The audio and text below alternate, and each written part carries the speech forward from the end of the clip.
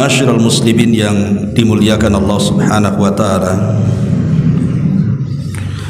kita akan membahas tentang kisah kematian iblis. Karena kita tahu bahwa di antara makhluk Allah Subhanahu wa taala dari kalangan manusia ataupun jin yang dikekalkan oleh Allah Subhanahu wa taala atau usianya dipanjangkan oleh Allah Subhanahu wa taala hanyalah iblis. Tapi bukan berarti iblis tidak akan mengalami kematian.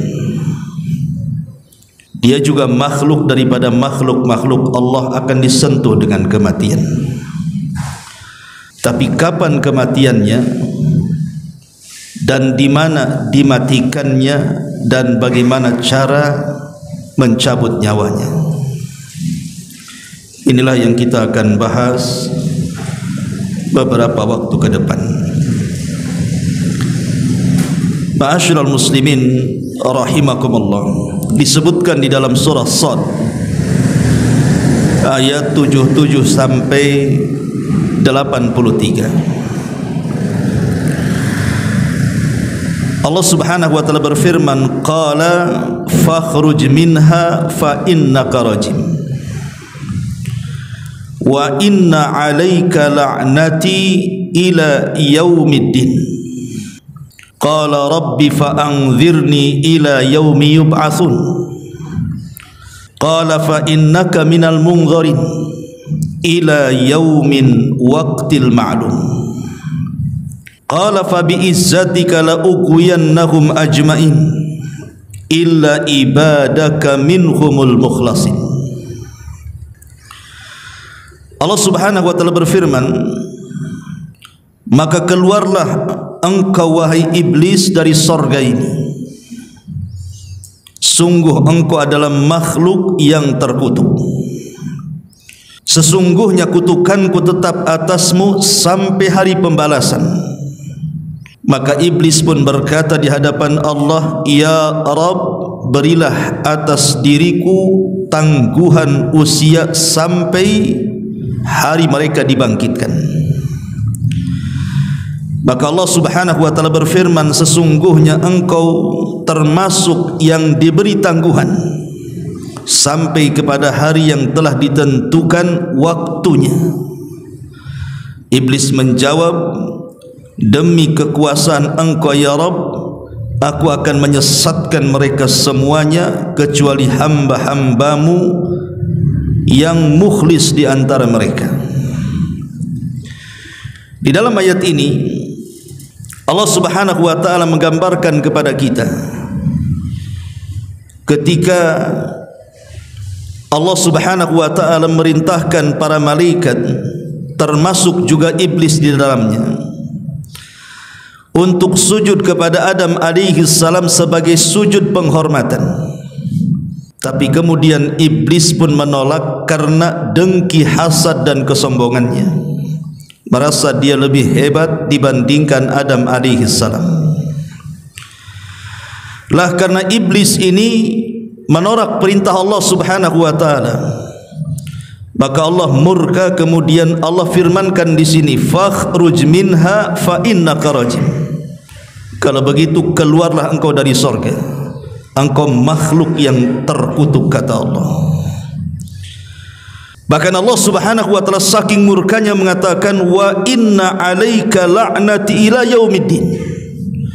Dan ingat, kata Allah, kutukanku akan senantiasa ada padamu sampai hari pembalasan. Disinilah kemudian iblis meminta kepada Allah Subhanahu wa taala untuk ditangguhkan usianya, dan dia mengatakan, qala rabbi fa anzirni ila yaumi yub'atsun. Ya Rabb, kalau begitu tangguhkanlah usiaku sampai hari mereka dibangkitkan. Jadi iblis itu sebenarnya meminta kepada Allah Subhanahu wa taala untuk tidak mati selamanya.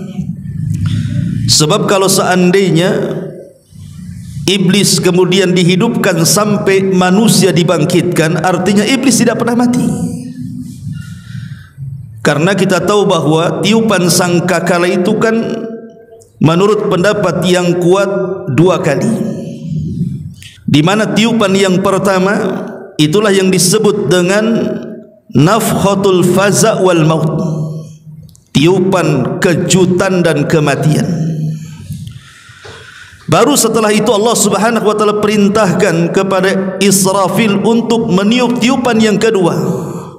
Itulah tiupan kebangkitan. Maunya iblis itu ditangguhkan usianya sampai dibangkitkan manusia. Kalau begitu iblis tidak pernah mati. Karena ketika tiupan yang pertama semua manusia mati, dia tak mau mati. Dia maunya setelah tiupan yang kedua, artinya sudah pindah alam. Bukan alam dunia lagi, tapi alam akhirat, kan begitu. Intinya dia tak mau mati sebenarnya. Tapi Allah Subhanahu wa taala kemudian mengatakan, qala fa innaka minal munzarin. Baik, kata Allah, aku akan berikan tangguhan usia kepadamu, tetapi kata Allah, ila yaumil waqtil ma'lum, sampai hari yang Allah tentukan. Di sini menjadi khilaf para ulama, apa yang dimaksud ila yaumil waqtil ma'lum.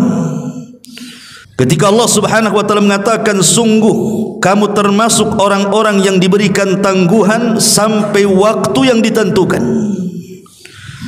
Para ulama tafsir berbeda pendapat tentang waqtil ma'lum, waktu yang ditentukan oleh Allah untuk kematian iblis ini. Ada beberapa penafsiran, di antaranya perkataan Abdullah ibn Abbas radhiyallahu anhuma. Dia mengatakan yang dimaksud adalah arada bihi an-nafkhatul ula. Maksudnya iblis itu akan mati pada tiupan sangkakala yang pertama. Sebagaimana pada tiupan ini manusia akan dibinasakan oleh Allah. Semua binatang-binatang juga akan dimatikan oleh Allah, termasuk para malaikat. Maka iblis juga masuk di dalamnya. Kata Abdullah ibn Abbas radhiyallahu anhuma, ai hina tamutul khalaik, ketika semua makhluk dibinasakan oleh Allah Subhanahu wa taala ataupun dimatikan Allah Subhanahu wa taala, maka disitulah iblis pun ikut mati. Ini pendapat Abdullah ibn Abbas radhiyallahu anhuma, bahwa dia berpendapat bahwa kematian iblis itu pada tiupan sangkakala yang pertama. Tapi sebagian para ulama yang lain, mereka mengatakan bahwa yang dimaksud ila yaumil waqtil ma'lum, maksudnya tidak ada yang tahu kematiannya kapan kecuali Allah Subhanahu wa taala. Tapi yang jelas bahwa iblis itu pasti akan mati, karena semua makhluk itu akan dibinasakan oleh Allah Subhanahu wa taala berdasarkan keumuman Al-Qur'an, kullu man 'alaiha fan wa yabqa wajhu rabbika dzil jalali wal ikram. Kullu man 'alaiha fan, setiap makhluk akan dibinasakan oleh Allah Subhanahu wa taala kecuali wajah Allah Subhanahu wa taala dzil jalali wal ikram. Dari sini kita tahu bahwa yang jelas dia akan mati, tapi kapan kematiannya tidak ada yang tahu kecuali Allah Subhanahu wa taala. Ini juga satu pendapat yang disebutkan oleh para ulama. Ada juga yang mengatakan bahwa kalimat ila yaumil waqtil ma'lum, sebagaimana dikatakan oleh Imam Al-Qurtubi rahimahullahu taala, qala Allah berfirman lahu kepada dia, fa innakum mimman ukhirat halakuhum ila yaumil ladzi yamutu fihi kullal khalqi ba'da nafkhatil ula la ila yaumil ba'thi. Juga Imam Al-Qurtubi menguatkan pendapat Perkataan ila yaumil waqtil ma'lum artinya engkau adalah di antara orang yang diakhirkan kehancurannya sampai hari di mana seluruh makhluk Allah dimatikan setelah tiupan sangkakala yang pertama, bukan saat hari kebangkitan. Berarti ada juga yang mengatakan bahwa iblis itu dimatikan di antara dua tiupan. Artinya di tengah-tengah dua tiupan, tiupan yang pertama ke tiupan yang kedua itu kan jaraknya antara 40. Bisa 40 hari, bisa 40 bulan, bisa 40 tahun. Karena Abu Hurairah radhiyallahu an ketika ditanya jarak tiupan Israfil yang pertama ke kedua itu, beliau hanya menyebutkan angka dengan menyebutkan arbaun 40, tanpa menyebutkan apakah 40 hari, apakah 40 bulan, apakah 40 tahun, wallahu a'lam. Tapi saat itulah Allah hancurkan alam semesta, termasuk juga Allah subhanahu wa ta'ala binasakan iblis di dalamnya. Ma'asyiral muslimin wal muslimat rahimakumullah. Kita tahu bahawa setelah kemudian iblis meminta kepada Allah subhanahu wa ta'ala tangguhan usianya, disinilah iblis meminta kepada Allah subhanahu wa ta'ala izin untuk menyesatkan anak Adam, karena dia tidak mau masuk neraka sendirian. Dia ingin mengikutkan sebanyak-banyaknya kalangan jin dan manusia supaya ikut bersama dia masuk ke dalam neraka.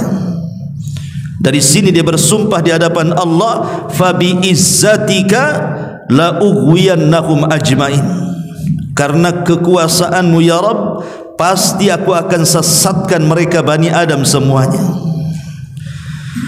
Bahkan dalam ayat yang lain, ketika iblis kemudian berjanji seperti itu, maka dia akan datang kepada manusia itu dari semua arah angin.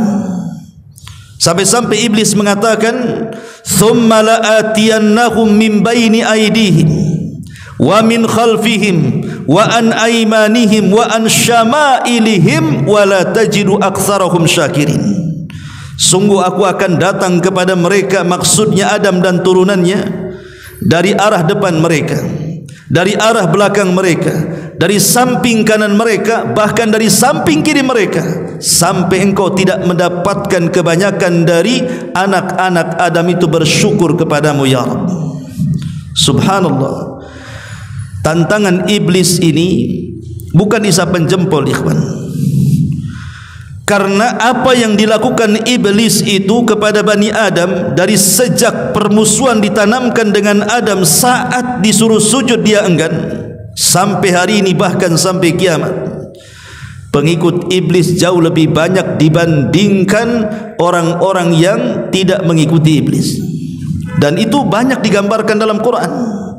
Seperti Allah mengatakan, wa qalilu min ibadiyas syakur, sedikit sekali hamba Allah yang bersyukur. Artinya kebanyakan kufur. Dan itu keberhasilan iblis saat menggoda Bani Adam untuk disesatkan. Ma'asyiral muslimin yang dimuliakan Allah subhanahu wa ta'ala, sebagai bukti bahwa iblis itu masih hidup sampai di zaman Nabi sallallahu alaihi wasallam, Allah subhanahu wa ta'ala menggambarkan bagaimana iblis pernah terlibat dalam perang Badar, di mana iblis itu menjadi kompor bagi orang-orang musyrik Quraisy untuk melawan Nabi sallallahu alaihi wasallam di Badar. Dan itu digambarkan dalam surah Al-Anfal ayat 48. Allah subhanahu wa ta'ala berfirman, wa id zayyana lahumus syaitanu a'malahum wa qala la ghaliba lakumul yawma minan nas wa inni jarul lakum falamma tara'atil fi'atani naqasa ala akibaihi wa qala inni bari'um minkum inni ara ma la tarawna inni akhafullah wallahu syadidul iqab. Dan ingatlah ketika syaitan, maksudnya iblis di sini, menjadikan terasa indah bagi mereka perbuatan dosa, mereka kemudian iblis datang kepada mereka, maksudnya orang-orang kafir Quraisy, kemudian menghasut mereka tidak ada orang yang dapat mengalahkan kalian pada hari ini. Seranglah si Muhammad itu, dan sungguh aku akan menjadi penolong kalian. Jadi dalam perang Badar ini, iblis ini menyerupai manusia, kemudian datang kepada pasukan Quraisy, kepada para pembesarnya, kemudian menghasut mereka agar segera menyerang Rasul sallallahu alaihi wasallam di Badar dan menjanjikan kemenangan. Tetapi apa yang terjadi ketika perang sudah berkecamuk? Falamma tara'atil fi'atani, ketika kemudian setan ini melihat pasukan yang berhadap-hadapan itu nampaknya akan terjadi kekalahan dari pihak orang-orang kafir Quraisy, maka apa yang terjadi? Naqasa ala aqibaihi wa qala inni bari'um minkum, maka dia pun kabur dari pasukan itu dan mengatakan, aku berlepas diri dari kalian, inni ara ma la taron, karena aku melihat apa yang kalian tidak lihat. Inni akhafullah, saya takut kepada Allah, wallahu syadidul iqab, dan Allah yang zat yang sangat keras siksaannya. Dari sini iblis tahu bahwa dia terlibat dalam perang Uhud, sampai Allah gambarkan dalam surah Al-Anfal ayat 48 ini. Maknanya bahwa iblis itu masih hidup sampai di zaman Nabi SAW berusaha untuk mengompori orang-orang Quraisy untuk menyerang Nabi di Badar. Walaupun pada akhirnya Allah menangkan dalam peperangan ini dan iblis pun kabur, kemudian meninggalkan orang-orang kafir Quraisy. Bahkan juga dijelaskan, bukan hanya di perang Badar, iblis juga terlibat dalam perang Uhud. Kita tahu bahwa perang Uhud ini berbeda dengan perang Badar, karena perang Badar itu kan kita kaum muslimin mengalami kemenangan, tapi dalam perang Uhud ini terbalik, kaum muslimin mengalami kekalahan. Dan begitulah sifat daripada kehidupan. Watilkal ayyam nudawiluha bainan nas, yang namanya hari itu diputar-putar oleh Allah Subhanahu wa taala, terkadang menang, terkadang kalah, dan itu sebagai ujian bagi kita kaum muslimin. Disebutkan dalam sebuah hadis dari Ummuna Aisyah radhiyallahu anha, dia mengatakan, lamma kana yauma Uhudin, ketika terjadi perang Uhud, huzimal musyrikuna, maka orang-orang musyrik pun mereka kemudian menyerang kaum muslimin. Pada awal peperangan kita tahu bahwa Nabi SAW mengatakan kepada 40 atau 50 pemanah yang ada di Jabal Rumat itu, dan mengatakan, apapun yang terjadi dengan kalian jangan pernah turun. Tugas kalian hanya memanah dari ketinggian, jangan ikut campur dengan pasukan yang di bawah. Ketika para pemanah mereka melihat kemenangan pasukan yang di bawah, karena orang-orang musyrik itu mereka lari tunggang langgang yang dipimpin oleh Khalid ibn Walid, ketika itu dia masih musyrik. Orang-orang yang di atas disangkanya sudah mengalami kemenangan, padahal itu siasatnya Khalid bin Walid. Dia mundur itu bukan lari, tapi mundur itu memutar bukit dia. Ketika para pemanah ini akhirnya kemudian tergiur dengan ghanimah, harta rampasan perang yang ditinggalkan begitu saja, mereka turun. Hanya beberapa orang yang bertahan di atas bukit itu. Lah saat mereka turun itulah, maka iblis pun berteriak. Fasaha iblis, kata Aisyah radhiyallahu anha, dia mengatakan, maka iblis berteriak, ai ibadallah ukhrakum, faraja'at ulahum fajtaladat hiya wa ukhrahum, fanadhara Hudzaifatu fa idza huwa bi abihi al-Yamani. Wahai hamba-hamba Allah, saudara-saudaramu, orang pertama dari mereka berbalik, dan dia dan orang-orang yang terakhir mereka pun akhirnya saling menyerang dan sebagian mereka gugur. Maksudnya begini, Jadi orang-orang yang turun dari atas bukit itu ketika mau bergabung dengan pasukan yang dibawa, maka setan kemudian iblis berteriak seolah-olah yang di belakang itu adalah orang-orang musyrik yang hendak menyerang dari belakang mereka. Lah orang-orang yang dibawa disangkanya itu bukan sahabat, mereka adalah orang-orang musyrik. Akhirnya orang yang dibawa berbalik kemudian menyerang orang-orang yang baru turun dari gunung itu. Akhirnya terjadi peperangan di situ. Padahal sama-sama orang Islam kan. Lihat bagaimana iblis mengacaukan perang Uhud itu. Sampai-sampai ada beberapa sahabat yang gugur di situ.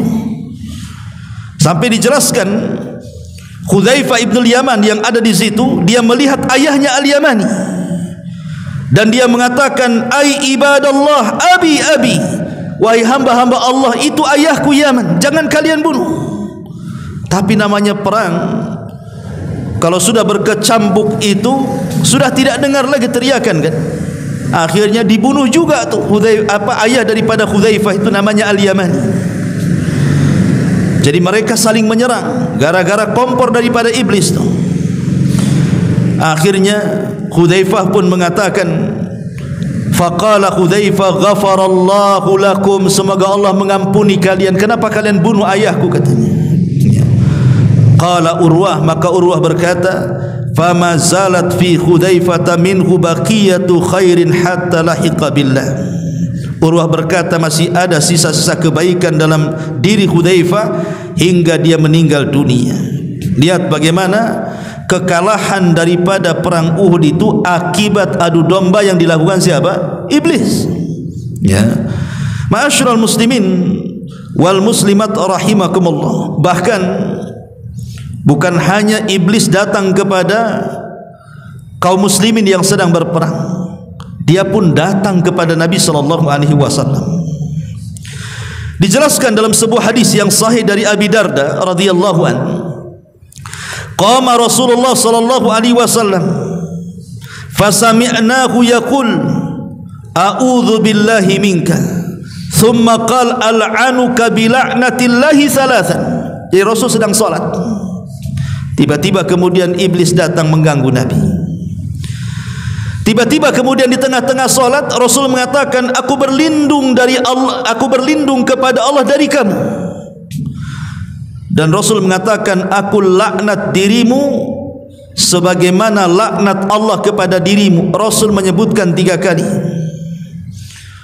Maka selesai salat, sahabat heran, kenapa di tengah-tengah salat Rasul berteriak seperti itu, sambil kemudian menjulurkan tangannya ke depan dan berlindung kepada Allah sambil melaknat.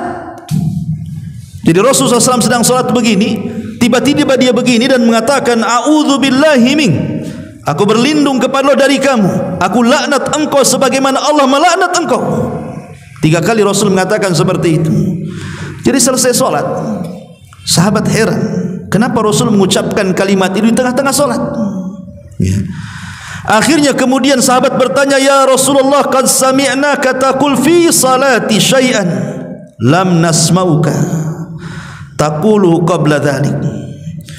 Rasul, kami tadi mendengar engkau mengucapkan sesuatu dalam salatmu yang kami tidak pernah mendengar kebiasaan kamu mengucapkan kalimat itu dalam salat. Maka Nabi SAW kemudian menjelaskan alasannya dan bersabda, inna aduwallah iblis, sesungguhnya musuh Allah si iblis itu, jaa bi shihabim min nar liyaj'alahu fi wajhi, dia datang dengan membawa api hendak membakar wajahku. Fakultu, maka aku katakan, kata Rasul, a'udzu billahi minka 3 marrat, aku mengatakan aku berlindung kepada Allah darimu sebanyak 3 kali. Kemudian aku pun mengatakan, al-anuka bila'natillahi tammah, aku berlindung, aku melaknat dirimu sebagaimana Allah telah melaknat kepadamu sebanyak 3 kali.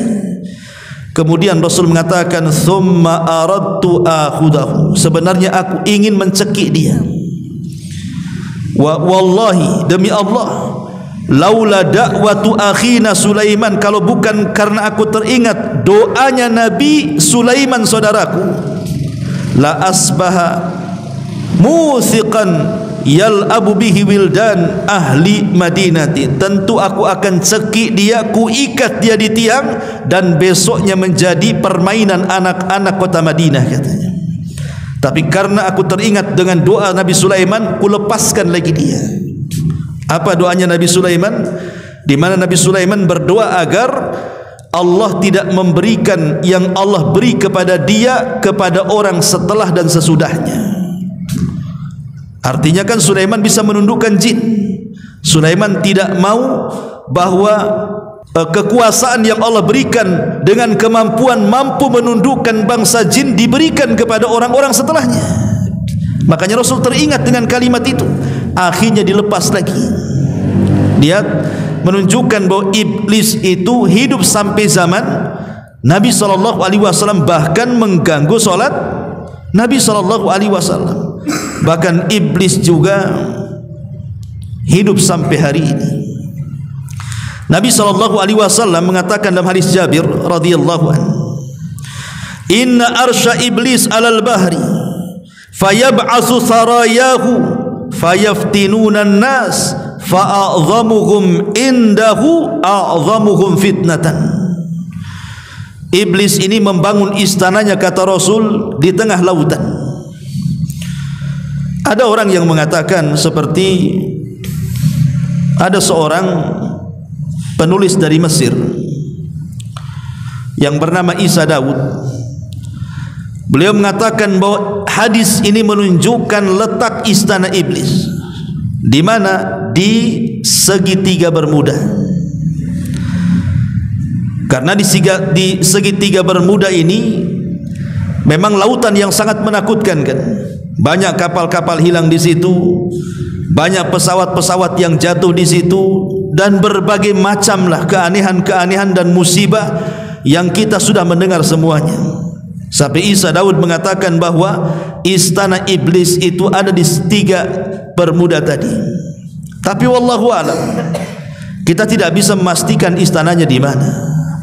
Karena Rasul hanya mengatakan bahwa istana iblis itu pokoknya ada di lautan. Lautan mananya wallahu alam. Karena sampai hari ini juga belum ada yang sanggup menyingkap perkara gaib ini. Cukup kita imani saja. Lah setiap hari iblis ini sampai hari ini, maka dia akan mengutus pasukan-pasukannya untuk menggoda manusia yang ada di daratan. Maka pasukan yang paling dimuliakan oleh iblis adalah pasukan yang sanggup mendatangkan sebesar-besar fitnah bagi manusia. Sampai sebuah riwayat, iblis ini mengutus pasukan. Mungkin di antara pasukan ini ada yang menggoda orang yang akhirnya tadinya sholat jadi tidak sholat, yang tadinya suka puasa jadi tidak puasa, yang tadinya suka membaca Quran akhirnya tidak suka membaca Quran, yang tadinya bersedekah akhirnya tidak suka bersedekah. Tapi iblis menganggap bahwa pasukan yang sanggup menggoda manusia-manusia seperti itu belum ada apa-apanya. Karena itu perkara yang remeh-temeh bagi mereka. Tetapi ketika iblis kemudian melihat ada satu pasukannya yang berhasil mencerai-beraikan rumah tangga manusia, akhirnya sampai bercerai antara suami istri, maka pasukan ini paling dihormati oleh iblis. Sampai iblis meletakkan piala di atas kepalanya dan mengatakan, anta, engkau pasukan terbaik, engkau pasukan terbaik. Lihat bagaimana iblis ini akan memberikan penghargaan kepada pasukannya kalau dia mampu mencerai-beraikan rumah tangga manusia. Karena itu sebesar-besarnya fitnah. Ingat ikhwatu fiddin, iblis itu kalau mengutus seseorang itu kan sesuai dengan kadar iman kita.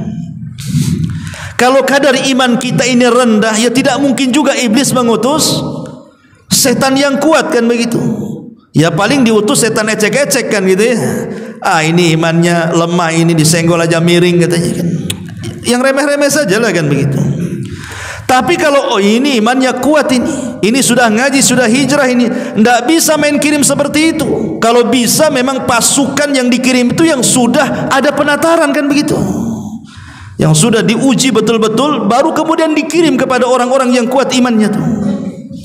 Begitulah bagaimana iblis kemudian berusaha menggoda anak Adam sebanyak-banyaknya supaya menjadi pengikut dia sampai masuk ke dalam neraka. Ma'asyiral muslimin yang dimuliakan Allah Subhanahu wa taala, artinya iblis itu terus berusaha untuk menggoda manusia sampai Al-Imam Ibnul Qayyim rahimahullahu taala ketika dia menjelaskan tentang bagaimana cara iblis itu menggoda anak Adam, beliau menyebutkan 7 perkara. 7 perkara itulah cara iblis menggoda Bani Adam. Dan 7 perkara ini sesuai dengan tingkatannya, dari yang paling parah sampai yang paling ringan. Yang pertama kata Imam Ibnul Qayyim, al-kufru billahi wa bidinihi. Maka tugas yang pertama, iblis mengerahkan pasukannya bagaimana caranya anak-anak Adam itu dibuat kufur kepada Allah, dibuat kufur dengan agamanya, dibuat murtad dari keyakinannya. Ini tugas yang pertama yang paling berat dari iblis kepada anak buahnya, buat dia kufur, buat dia murtad. Makanya kenapa kemudian dalam Islam itu yang paling penting adalah menjaga akidah, ikhwan.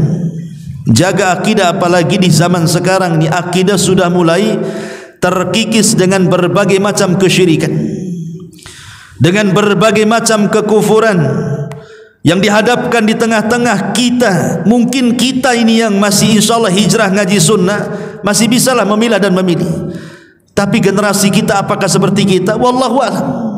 Makanya kenapa kemudian meneguhkan akidah di zaman sekarang ini penting.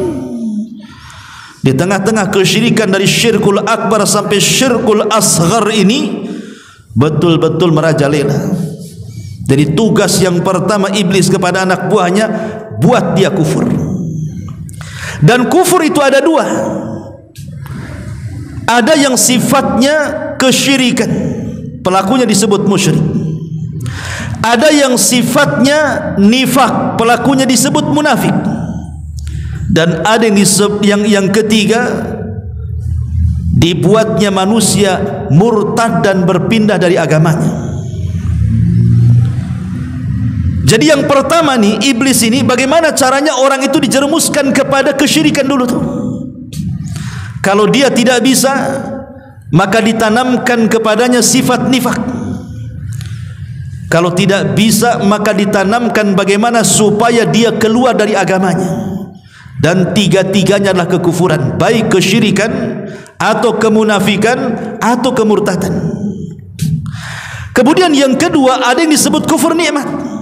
Ya, kufur nikmat itu di bawah daripada kufur yang pertama, tapi kufur nikmat juga dia tangga menjadi kufur yang akan mengeluarkan kita dari Islam.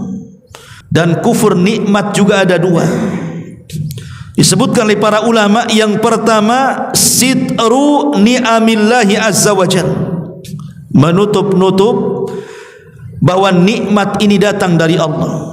Seperti perkataan Qarun yang mengatakan kekayaan ini datang dari aku. Itu menutup-nutup nikmat Allah. Dia tidak yakin bahwa nikmat ini datang dari Allah, seolah-olah datang dari dia. Dan itu yang banyak dibahasakan Qarun sampai hari ini.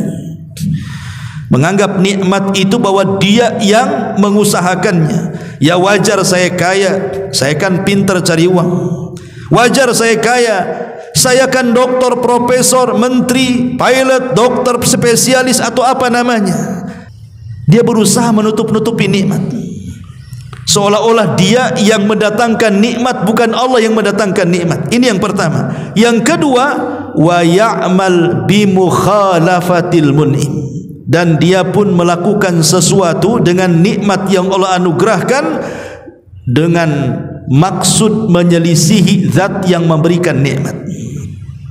Artinya kalau kita diberikan nikmat oleh Allah, umpamanya pandangan, ini kan nikmat dari Allah, tapi digunakan untuk menyelisihi zat pemberi nikmat Allah Subhanahu wa taala.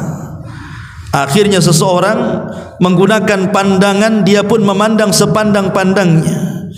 Dia diberikan telinga mendengar sedengar-dengarnya.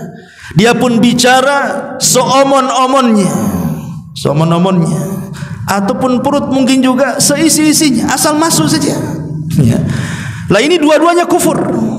Lah ini setan ini yang pertama kali mengutus anak buahnya buat mereka kufur. Ini yang pertama.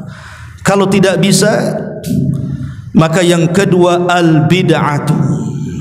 Dibuatnya mereka melakukan bid'ah. Perkara yang tidak diadakan di zaman Rasul diadakan di zaman sekarang. Kita lihat kan di masyarakat kita ini, contoh umpamanya salawat saja. Berapa banyak salawat-salawat yang aneh-aneh itu, ya kan?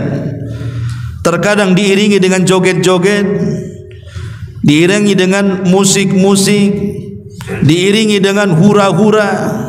Anda ini sedang beribadah atau sedang apa kan begitu? Seperti orang-orang Syiah juga, apabila datang bulan Muharram mereka memukul-mukul badan.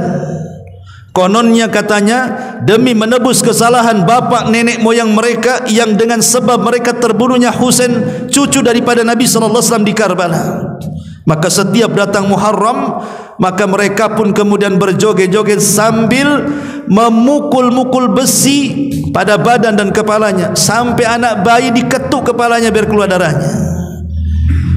Ini ajaran dari mana? Kalau memang merayakan kematian Husain, bukan dengan seperti itu kan begitu? Bukankah Rasul yang mengatakan laisa minna man darabal hudud wa syaqqal juyub wa da'a bid'awal jahiliyah? Bukan termasuk golongan kami, kata Rasul, kalau orang sedang berkabung dia memukul-mukul pipinya, dia merobek-robek bajunya, dia berteriak-teriak ala jahiliyah, kata Rasul. Maka ini tingkatan yang kedua. Tingkatan yang ketiga, kalau mereka tidak bisa juga digoda dari jenis yang kedua, maka kemudian akan digoda dari jenis yang ketiga. Apa itu? Dicintakan dengan al-kabair, dosa-dosa besar. Digemarkan zina, disukakan khamar, dicintakan dengan judi, disukakan dengan ghibah, dengan namimah, dengan dusta dan begitu semacamnya. Tapi kalau juga tidak bisa lewat yang ketiga, maka akan lewat yang keempat, kata Imam Ibnul Qayyim, as-saghair. Bagaimana mereka disuruh untuk melakukan dosa-dosa kecil. Kalau tidak bisa juga dosa-dosa kecil, maka beralih ke yang kelimanya, disibukkan dengan perkara mubah. Ya, main bola itu mubah saja, tidak ada masalah. Tapi dengan sibuknya dengan perkara mubah, akhirnya gara-gara main bola capek badannya. Ketika sholat mulai pegal-pegal kakinya, enggak khusyuk. Ketika main bola tak ada pegal, ketika sholat datang pula pegalnya tuh. Nah, ini kan bahaya kan. Itu masih mendingan sholat kan, kadang-kadang bablas waktunya. Nah ini kadang-kadang kemudian perkara mubah ini bisa melalaikan. Kalau tidak bisa juga dari perkara mubah, masuk kepada perkara yang keenam, disupaya mendahulukan yang tidak afdal dan meninggalkan yang afdal. Dibuatnya sholat tarawih cepat-cepat katanya. Saya pernah bertanya kepada seseorang, kenapa sholat tarawih kok harus ngebut-ngebut kayak gitu? Dia mengatakan yang lambat itu afdal Ustaz, yang cepat itu boleh katanya. Enak kali jawabannya. Lah kalau memang yang lambat itu afdal, yang cepat boleh, kenapa tak pilih yang afdal? Kenapa pilih yang boleh pula kan begitu? Itulah setan di situ tuh. Dia kemudian dicintakan kepada yang tidak afdal, yang afdal boleh ditinggalkan. Kalau tidak bisa juga, nah ini yang terakhir nih, setan dah putus asa ini. Disitulah dia akhirnya apa? Menyuruh seluruh wali-walinya dari kalangan jin, seluruh wali-walinya dari kalangan manusia yang sudah loyal kepada mereka, seperti para dukun, paranormal, tukang-tukang sihir, preman-preman dan begitu seterusnya, untuk membuat kekacauan.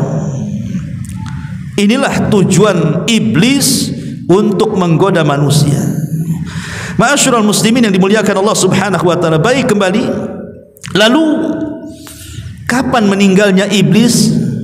dan bagaimana meninggalnya iblis dan bagaimana caranya meninggalnya iblis. Ma'asyiral muslimin yang dimuliakan Allah Subhanahu wa taala, disebutkan dalam sebuah riwayat dari Ahnaf ibn Qais, dia mengatakan, qadimtul Madinata wa ana uridu Umar ibn al-Khattab radhiyallahu anhu. Kata Ahnaf ibn Qais, dia mengatakan, saya pergi menuju kota Madinah, ingin berjumpa dengan Umar ibn al-Khattab radhiyallahu anhu. Tiba-tiba saya bertemu dengan Ka'ab al-Akhbar radhiyallahu anhu. Ka'ab al-Akhbar ini dulunya seorang pendeta, kemudian masuk Islam di zaman Umar dan baik keislamannya. Saya baca terjemahannya saja, ya. Jadi Ka'ab al-Akhbar ini menceritakan dalam satu majelis tentang kisah kematian iblis. Kata Ka'ab al-Akhbar, ketika Adam alaihi salam sedang menghadapi saat sakaratul maut, maka dia berkata, ya Rabb, musuhku, maksudnya iblis, pasti akan mengejek kepadaku jika ia melihat aku telah mati, padahal dia diberikan tangguhan hidup sampai kiamat dibangkitkan. Maka Allah Subhanahu wa taala menjawab, wahai Adam, kamu langsung menuju ke sorga, tidak ada masalah. Sedangkan si iblis itu ditunda sampai hari kiamat usianya, supaya merasakan sakitnya kematian sebanyak makhluk yang pernah dia sesatkan dari awal sampai akhir. Kemudian Nabi Adam pun bertanya kepada malaikat maut, malaikat Israel. Tentu kalimat Israel ini diambil dari Israiliyat, karena dalam Islam itu tidak kenal malaikat Israel yang kita kenal malakul maut, ya. Jadi Adam berkata kepada malaikat Israel, sebutkan kepadaku bagaimana rasanya pedih kematian itu. Sesudah diterangkan oleh malaikat Israel, maka Adam alaihi salatu wasallam berkata, ya Rabb, cukup. Maka ketika itu Ka'ab al-Akhbar terdiam dan tidak melanjutkan ceritanya. Maka orang-orang yang hadir dalam majelis Ka'ab al-Akhbar kemudian mereka bergemuruh dan mengatakan, ya Abu Ishaq, maksudnya Ka'ab al-Akhbar, ceritakan kepada kami bagaimana ia merasakan kematian. Pada mulanya Ka'ab al-Akhbar menolak, tetapi karena didesak maka ia berkata, jika dunia sudah berakhir dan hampir ditiup sangkakala, sedang orang-orang ramai di pasar, mereka sedang sibuk bertengkar dan berdagang, tiba-tiba terdengarlah suara yang sangat keras di langit, hingga separuh penduduk bumi pun pingsan karenanya selama 3 hari. Bagi mereka yang tidak pingsan, mereka bingung, bagaikan kambing ketakutan dalam keadaan hiruk pikuk sedemikian itu. Maka terdengarlah lagi satu suara gemuruh bagaikan suara halilintar yang sangat dahsyat bunyinya.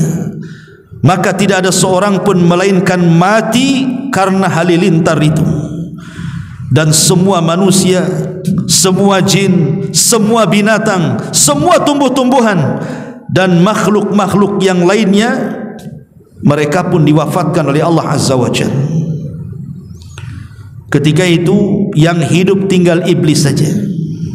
Ketika semua mati, manusia mati, jin mati, binatang mati, tumbuh-tumbuhan mati, iblis pula belum mati. Maka Allah Subhanahu wa taala pun memerintahkan malaikat Israel atau malaikat maut, aku telah menjadikan padamu pembantu sebanyak orang yang pertama hingga yang terakhir. Dan aku telah memberikan kekuatan penduduk langit dan juga penduduk bumi kepadamu wahai Israel. Dan kini aku pakaikan kepadamu pakaian kemurkaan dan kemarahanku. Maka turunlah dengan membawa murka dan kemarahanku, cari si laknat iblis itu. Maka rasakanlah kepadanya bagaimana kepedihan kematian yang telah dirasakan oleh orang-orang yang terdahulu hingga yang terakhir dari kalangan jin dan manusia, buat kesakitan yang berlipat ganda, dan hendaknya kamu membawa 70.000 malaikat yang kesemuaannya penuh dengan rasa murka dan kecemasan. Dan tiap malaikat Zabaniyah membawa rantai dari neraka Ladha, dan cabutlah dengan 70.000 rantai itu dari neraka, dan beritakan kepada para malaikat, terutama malaikat maut, malaikat Malik penjaga neraka, supaya membuka pintu-pintu neraka untuknya, katanya. Maka setelah itu para malaikat sudah mendapatkan perintah Allah supaya datang kepada iblis beramai-ramai, maka turunlah malaikat Israel dengan bentuk yang sangat mengerikan, sehingga andai kata seluruh penduduk langit dan penduduk bumi dapat melihat bentuk yang mengerikan itu, niscaya akan cair kesemuaannya karena teramat sangat ngeri bentuknya. Kemudian setelah iblis sadar bahwa dia sedang diincar oleh malaikat maut, malaikat Israel, maka dia berusaha untuk lari ke timur dan barat, menghindar. Tapi apa gunanya menghindar dari malaikat maut, ikhwan? Akhirnya kemudian Israel pun datang kepada iblis dan membantah dan mengatakan, laknat Allah untuk wahai iblis. Berhentilah wahai iblis, kini aku rasakan padamu kepedihan maut sebagaimana dirasakan oleh banyaknya hitungan orang yang telah engkau sesatkan dalam beberapa abad, dan juga engkau akan merasakan sakit sebanyak orang yang telah kau sesatkan dari seluruh manusia dari awal sampai akhir. Lihat bagaimana Allah Subhanahu wa ta'ala menyiksa iblis dengan kesakitan yang luar biasa saat kematiannya. Maka mendengar hal itu, iblis pun lari masuk ke dalam lautan. Tapi Allah Subhanahu wa ta'ala perintahkan lautan untuk membuang iblis ke daratan. Ditolaknya oleh lautan, dihempaskan lagi iblis dari lautan oleh lautan ke daratan. Maka kemudian iblis pun berkeliling dari semua arah. Ke arah timur dikejar Israel, ke arah barat dikejar Israel. Pokoknya tidak ada arah kecuali dia selalu didatangi malaikat maut.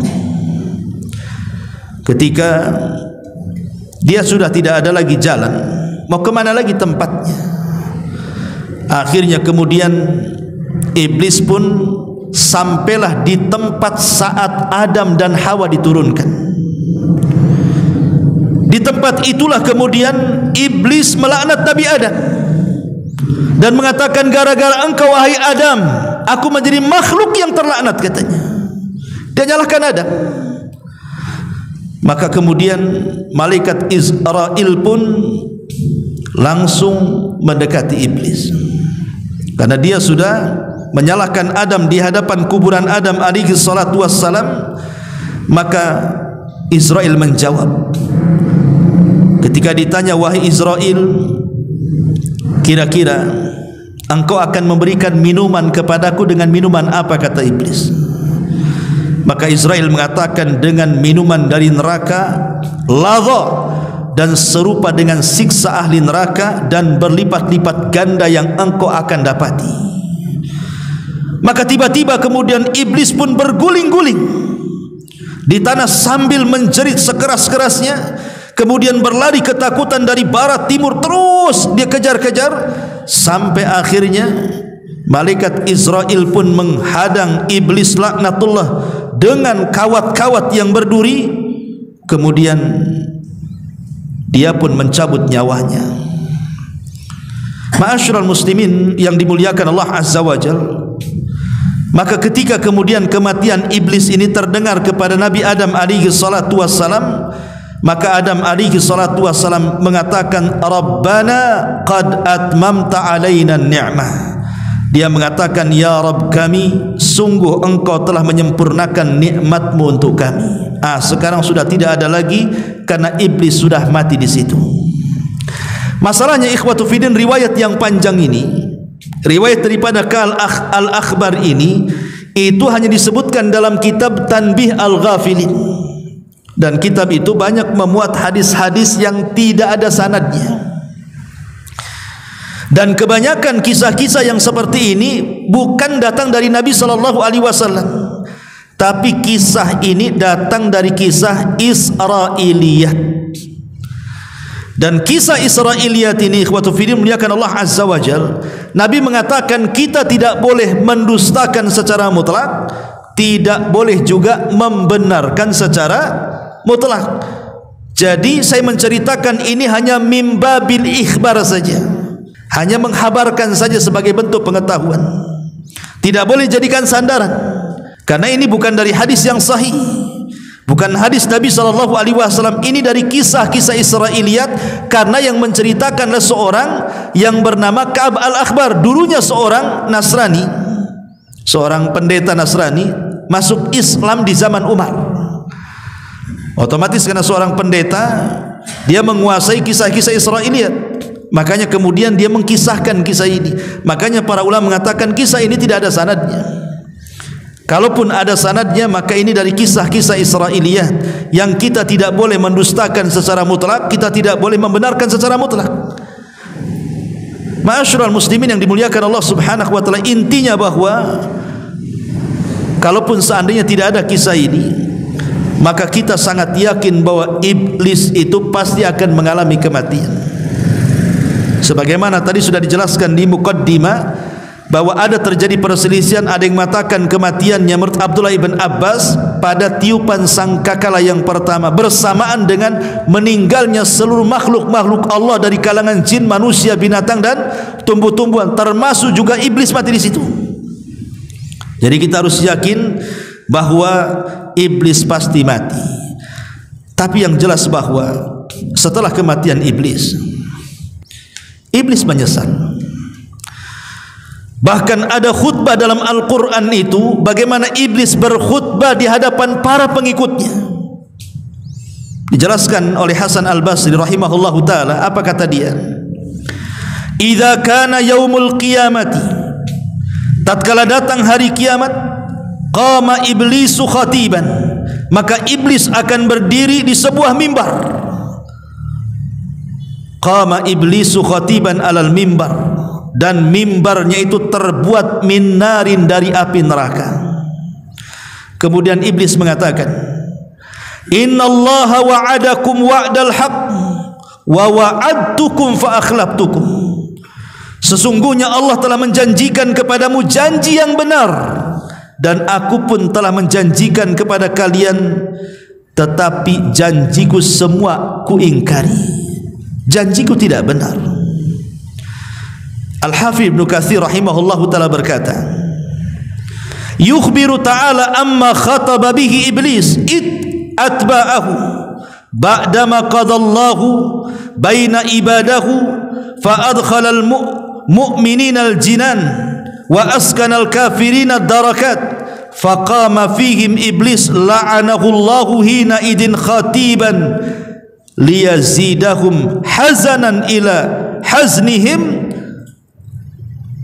Kata Imam Ibnu Katsir rahimahullahu ta'ala, Allah menghabarkan tentang khutbah yang disampaikan oleh iblis kepada para pengikutnya, yaitu setelah Allah memutuskan hisab para hamba-hambanya, lalu Allah masukkan orang-orang yang beriman ke dalam sorga, dan Allah menempatkan orang-orang kafir ke dalam neraka. Maka iblis pun tatkala itu berdiri dan berkhutbah kepada para pengikutnya agar mereka menambah kesedihan di atas kesedihan mereka. Lah khutbah itu dijelaskan di dalam Al-Quran, surah Ibrahim ayat 22 sampai 23. Bagaimana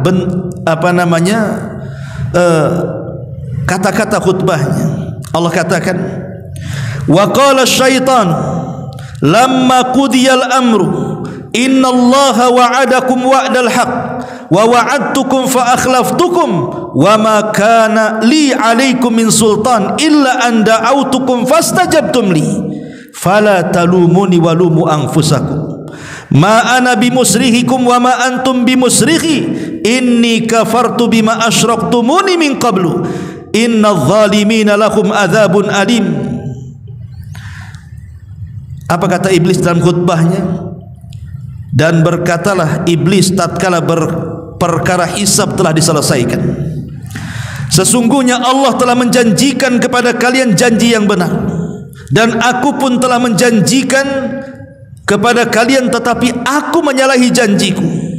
Sekali-kali tidak ada kekuasaan bagiku terhadap kalian, melainkan sekedar aku menyeru kalian lalu kalian mematuhi seruanku. Oleh sebab itu kata iblis, jangan kalian mencaci maki aku, tapi caci makilah diri-diri kalian sendiri. Aku sekali-kali tidak dapat menolong kalian hari ini, sebagaimana kalian pun tidak akan sanggup menolong aku, kata iblis. Sesungguhnya aku tidak benar-benar berbuat untuk sesungguhnya aku tidak membenarkan perbuatan kalian yang mempersekutukan aku.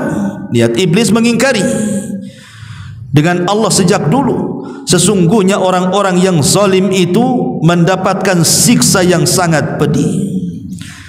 Inilah khutbah iblis di neraka.